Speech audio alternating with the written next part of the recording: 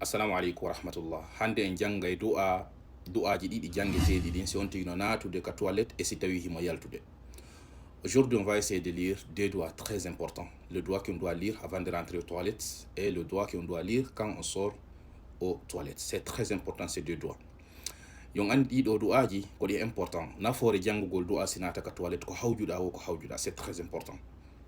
Yon andi shaytaneji ɗin kaka toilette woni wonunde majjum kaka ñiddi wo hay si temuni toilette ma ono laaɓi goy ko to woni werde majji ɗin ko ton ɗi ɓuri dakade ko ɗum waɗi yimɓe buyi ko fetere ko nangata ɓe walla jinna ko nangata ɓe ka toilette ko ɗum waɗi mbiɗo wasiyo kala yiɗo vidéo taw jaɓu neɓude ka toilette si a yehi ka toilette hunto haaju ma o yalta hande naada e téléphone ji men ɗi nder ton joɗɗen ton ha ɓernde men ɓuuɓa no woni danger maɓɓe surtout onon sonnaɓe.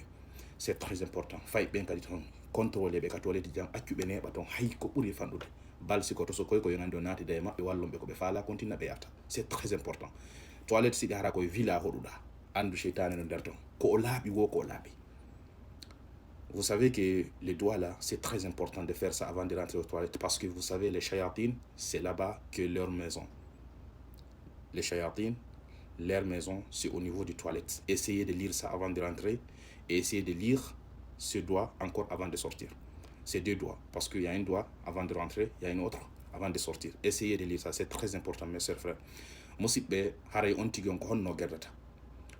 O naaday so fokkiti natugol ka toilette. Koyngal makko nanal o adoto naadude adoyo natude o janga simo yaltude ko koyngal makko ñamal ngal o adoto yaltinde ka natugol ko nanal ngal o adoto naadude ka yaltugol ko ñamal ngal o adoto yaltinde. Quand on voudrait rentrer au niveau des toilettes, on va rentrer notre pied gauche. Quand on veut rentrer à l'intérieur du toilette, on va rentrer le pied gauche. Quand on voulait sortir, on va sortir avec le premier pied qu'on doit sortir, c'est le pied droit. C'est très important.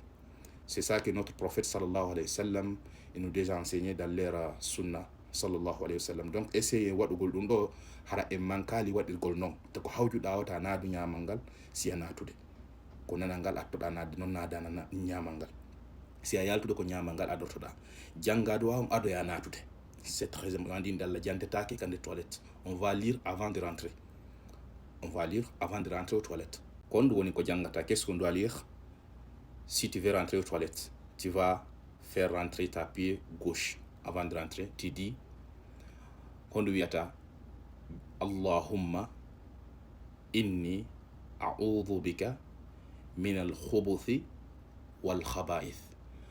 Allahumma inni a'udhu bika min al-khubuthi wal khaba'ith. C'est ça que tu dois lire ko ɗum ɗo jangata adoya natude.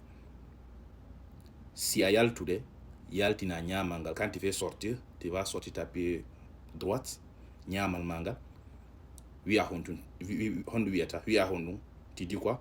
Tu vas dire ghufranak. Wiya ghufranak. Ghufranak. C'est ça qu'on doit lire. C'est très important. Kanatugol Allahumma ko ayyo Allahu inni no min a'udhu bika miɗo molorema mi toroma ya dandan min al khubuthi immorde ɗiɗo soɓuɗi yani shayatinji ɗin wal khaba'ith yani shayatinji gori ɗin wal khaba'ith e shayatinji deyi ɗin. C'est très important. Si a yaltude ghufranak yatoro Allah yafiye wakkilo ɗen en ɗo. C'est très important. Assalamu alaikum wa rahmatullahi wa barakatuh.